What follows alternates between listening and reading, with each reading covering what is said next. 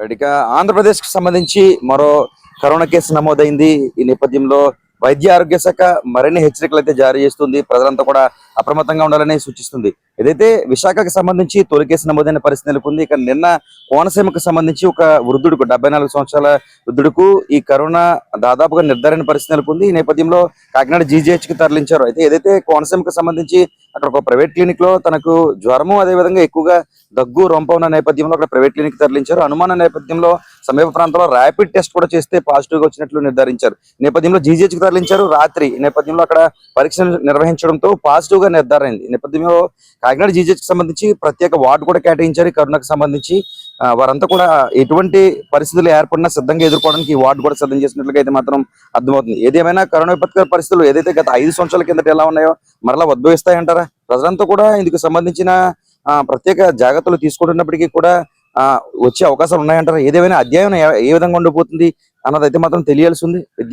రాష్ట్ర వైద్య ఆరోగ్య శాఖ అయితే మాత్రం అప్రమత్తం చేస్తున్న పరిస్థితి అయితే మాత్రం ఏపీ వ్యాప్తంగా ఉన్నాయని చెప్పుకోవచ్చు. ఇప్పటికీ ఏపీలో 2 కేసులు నమోదైన పరిస్థితి నెలకొంది.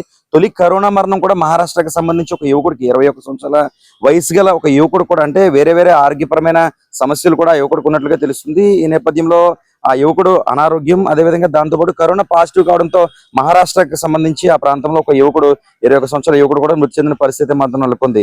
ముందస్తుగానే కేంద్రం ప్రత్యేక సూచనలు ఇచ్చింది. ఏపీకి కాదు అన్ని రాష్ట్రాలకి కూడా కరోనా పరిస్థితులు వచ్చే అవకాశం ఉంది కాబట్టి జాగ్రత్తగా వహించాలి. పబ్లిక్ సమావేశాలు నిర్వహించకూడదు, ఆయా ప్రాంతాల్లో ప్రజలు పాల్గొనకూడదు, దూరం పాటించాలి. ఆర్టీసీ కాంప్లెక్స్ లో కావచ్చు, రైల్వే స్టేషన్ లో కావచ్చు, ముఖ్యంగా ఎయిర్పోర్ట్ లో కావచ్చు జాగ్రత్తలు వహించాలంటూ కూడా కేంద్ర ఆరోగ్య శాఖ అయితే మాత్రం ప్రత్యేక ప్రణాళికలు అయితే మాత్రం ఏపీకి అన్ని రాష్ట్రాలు కూడా పంపించిన పరిస్థితి నెలకొంది. గత 3 రోజుల కిందట రాష్ట్రానికి సంబంధించిన వైద్య ఆరోగ్య శాఖ కూడా ఈ విషయాన్ని ఏపీ వ్యాప్తంగా అన్ని జిల్లాలకు కూడా ప్రత్యేక సర్క్యులర్ అయితే పంపించిన పరిస్థితి నెలకొంది. ఇలా సర్క్యులర్ పంపించిన ఒక్కరోజు వ్యవధిలోనే ఏపీకి సంబంధించి విశాఖపట్నం సమీపంలో అయితే మాత్రం ఒక పాజిటివ్ కేసు అయితే నమోదైంది. అది నమోదైన ఒక 24 గంటల వ్యవధిలో కోనసీమకు సంబంధించి 74 సంవత్సరాల వృద్ధుడికి ఈ పాజిటివ్ నిర్ధారణ అయింది. అయితే కేసులు పెరిగే అవకాశం ఉన్న నేపథ్యంలో ప్రజలంతా అప్రమత్తంగా ఉండాల్సిన అవసరం ఉందంటున్నారు. దీంతో పాటు భయపడాల్సిన పని లేదు, ఖచ్చితంగా జాగ్రత్తలు పాటించాలంటూ కూడా వైద్యులు అయితే పేర్కొంటున్న పరిస్థితి నెలకొంది. చూడాలి మరి ఈ కరోనా విపత్కర పరిస్థితులు ఏ విధంగా ఉంటాయి, గతం మాదిరిగా ఉంటాయా, అంత ప్రభావం ఉండదా అన్నదైతే మాత్రం తెలియాల్సి ఉంది. ఏదేమైనా ప్రస్తుతం అయితే మాత్రం ఎక్కువగా ప్రజలు గుమ్ముగూడే ప్రాంతాల్లో అయితే మాత్రం జాగ్రత్తలు వహించాలి. ఖచ్చితంగా మాస్క్ అనేది ఖచ్చితంగా ధరించాలి.